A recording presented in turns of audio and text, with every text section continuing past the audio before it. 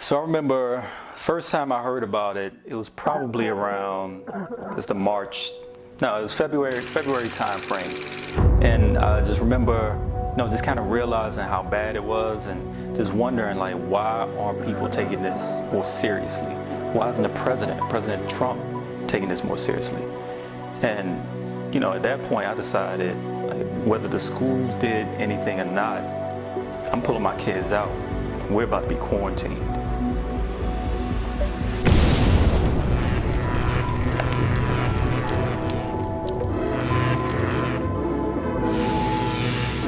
Before COVID-19 broke out, I'd kind of just get up early every day, hop on the bus, go to school, get my work done, leave school, go straight to dance, leave dance, come home, do my homework, go to bed, and do it all again. I just mostly relaxed on the weekends because my weeks were full.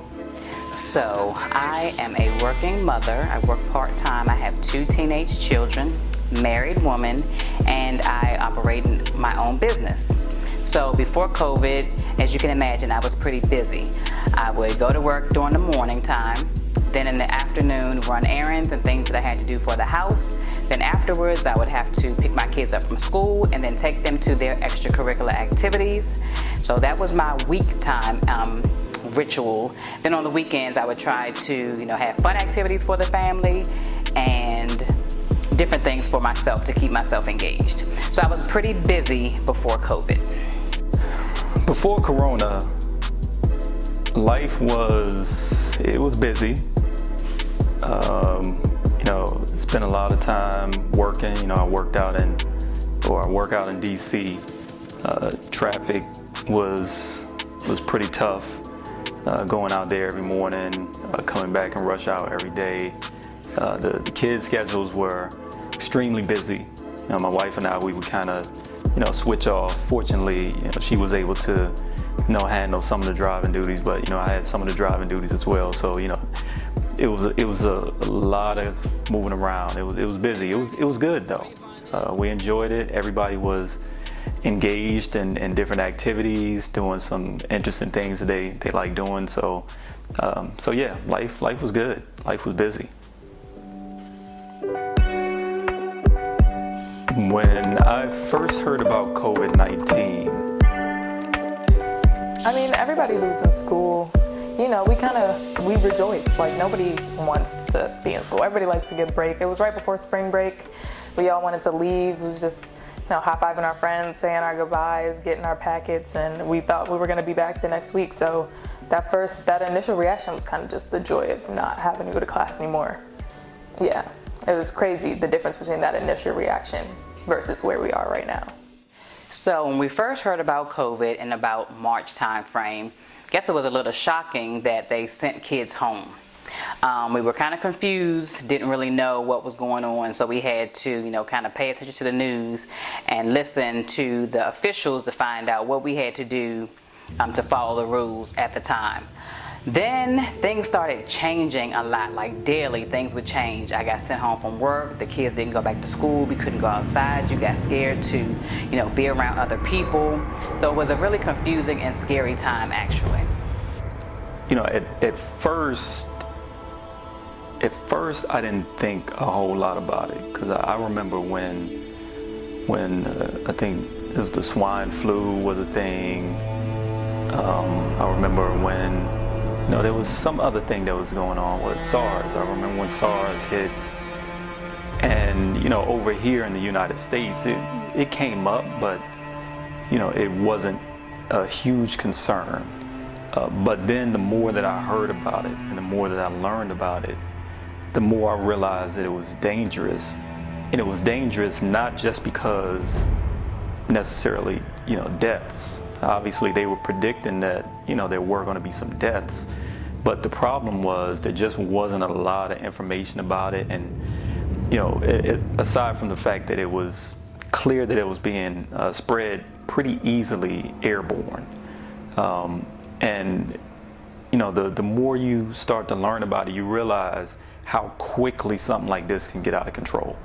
You realize that once it gets out of control, then you're going to cripple like the hospitals and just pretty much the whole system. So that was really the problem. Like if you cripple the system and people can't get to the hospital and deal with getting corona or any other problem that they have, then that's when it becomes a widespread problem. So at that point, that's when I knew it was serious.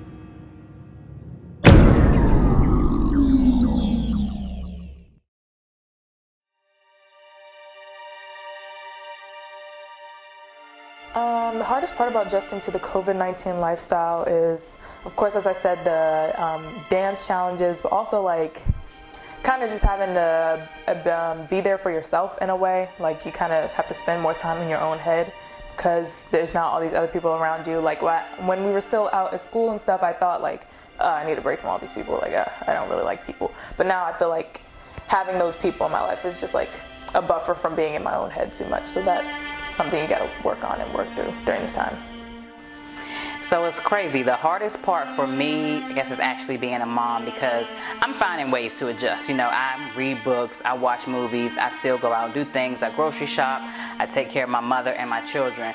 But just watching others around me learning how to adjust, I have to look at my children to make sure that they are being entertained and still educated in spite of what's going on. They want to spend time with their friends, but it's difficult because you don't know where their friends have been, what interactions their friends have. But I think that just trying to find a way to keep a small knit circle. You try to be mindful of who your children are around. You can't monitor everything, of course, but try to give them options. Like for instance, my daughter goes to dance classes. It's a very small group, 10 kids, not a very big group, and they social distance, they wear their masks. We are very mindful of that. We allow my son to go out to do videos and shoot photos, but also making sure that they know to wear their masks, do not get very close, and to be mindful. Just making sure everyone in the household is well adjusted, making sure that everyone stays vigilant so that as time goes on, you know, people aren't getting too comfortable and going out and putting themselves in danger. At the same time, you know, you don't want anybody to be fearful. You just want people to be cognizant. So, you know, the challenge of walking that line of, you know, trying to maintain some sense of normalcy while at the same time staying vigilant, that was probably the toughest challenge. Yeah. Why you acting so fake? Why you acting brand new? And I like you don't know nobody, like you weren't with the crew. And I text you with no reply to nobody. Now I feel like a fool. One positive takeaway from COVID-19 is kind of just like who's really there for you, you know? Like there's some people, COVID broke out and I haven't heard from them since March. Like that's just how like I left school and I haven't heard a word from them. So one thing I would say is my business, my publishing business has flourished. We have had more authors. I guess they've had more time to write, more time to focus on their craft. So we have been, my business has boomed, if you can say. It has picked up. You know, something positive during COVID-19 would be, you know, having a chance to kind of slow down a little bit, slow down and spend a little bit more, I think, quality family time. And then some people, you try so hard to connect with them and you can tell they're just kind of not in it, but COVID, you know who's there for you, who wants to check on you, who wants to know if you're doing okay. So that was one good thing about COVID. I feel like the relationships that I did have grown stronger, and those that weren't real kind of just faded away, which is kind of how it should be. One other thing, we've spent more quality time with family. It did start off more so in the beginning. It's going down a little bit now, but you do find time to spend more quality time with your family. And then, like I said, I think you have time to meditate on some different things. I've had time to read the word, journal, write down how you feel about things. Just take that time to look at yourself, introspect, some introspection going on, so you can look at yourself and see how you can be better in the community and be better for yourself and for others.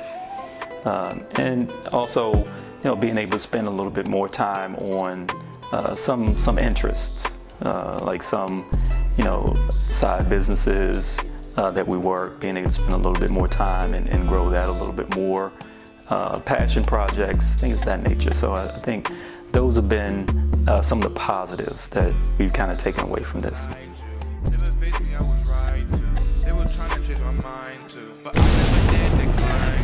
Why you acting so fake? Why you acting brand new? I like you don't know nobody, like you weren't with the crew. I text you with no reply to nobody, now I feel like a foolish. Why you acting brand new? Why you acting brand new? Gave you my heart, I ain't think you would fail me. Under pressure, I ain't think you would sell me. If you didn't want me, shorty, why you ain't tell me? Walking through the storm without a head. I bossed up and I moved on. Like a challenge, I'm so gone. You gon' really feel it when you hear this song, cause you know I never did you wrong. Shorty, for you, I was doing This it all. is quarantine. Like it wasn't Miss Sweet though. Yeah, I like it. You want me to hold the lights next time? Thank you for letting me interview. My pleasure, son. Why you acting so fake? Alright, thank y'all for helping me. Thank y'all for helping me.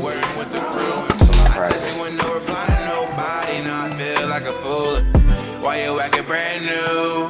Why you acting brand new?